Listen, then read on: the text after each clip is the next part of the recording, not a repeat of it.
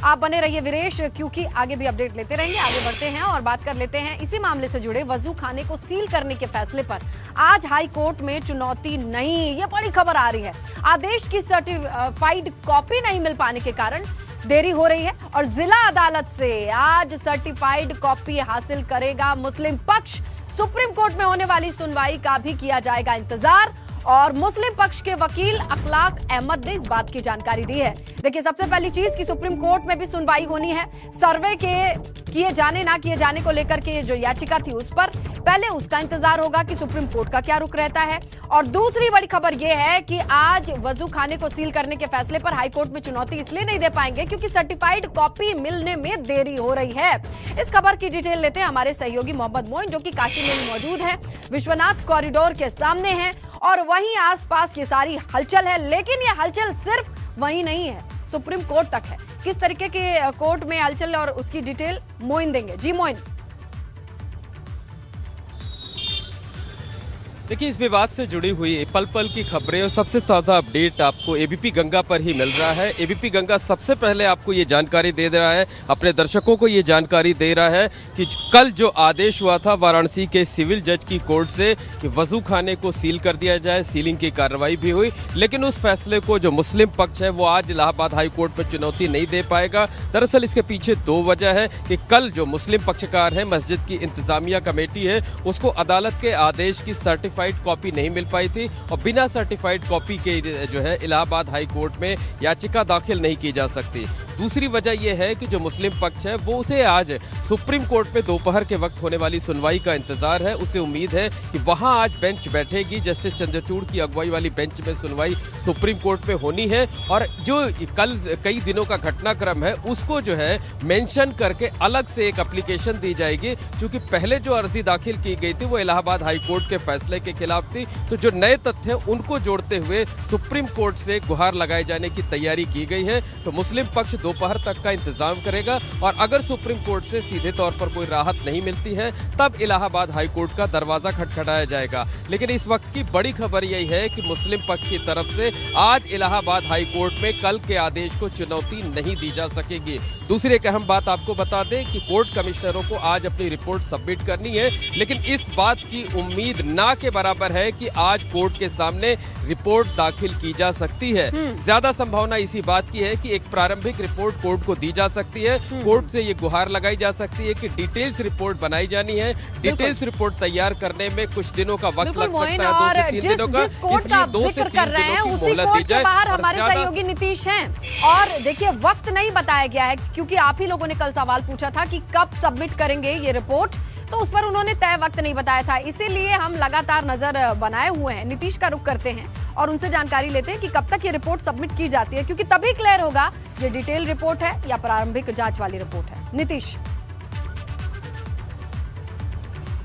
आज लगता है इस वक्त मैं सिविल कोर्ट के बाहर ही मौजूद हूँ और जो सूचनाएं हैं वो ये हैं कि रिपोर्ट अगर यहाँ पर प्रस्तुत की जाएगी तो वो समय होगा 12 बजे के पहले। 12 बजे के पहले रिपोर्ट सब यहाँ पे सबमिट की जा सकती है। लेकिन इसके साथ ही अब रिपोर्ट यहाँ पे सबमिट होगी नहीं होगी, ये सारी बातें कौतूहल का विषय है और इस पर सबकी निगाहें आज जमी हुई हैं।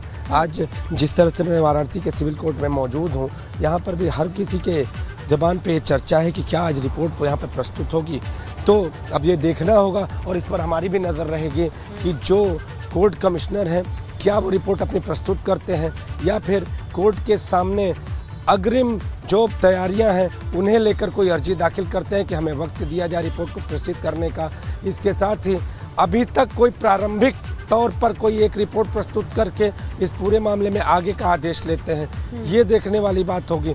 तो तमाम तरह की बातें यहाँ पर चल रही हैं और आज का दिन जिस तरह के अभी कुछ देर पहले हम लोगों ने बातचीत की थी तो कहा था कि जिस तरह से बनारस के सिविल कोर्ट से सुप्रीम कोर्ट तक आज पूरी तरह से सुनवाई और खास तौर पे इस पूरे मामले पर विश्वनाथ मंदिर ज्ञानवापी मामले पर हलचल का दिन है, तो सबकी निगाहें इस पे हंसने लगता और 12 बजे का वक्त बताया जा रहा है, 12 बजे से पहले।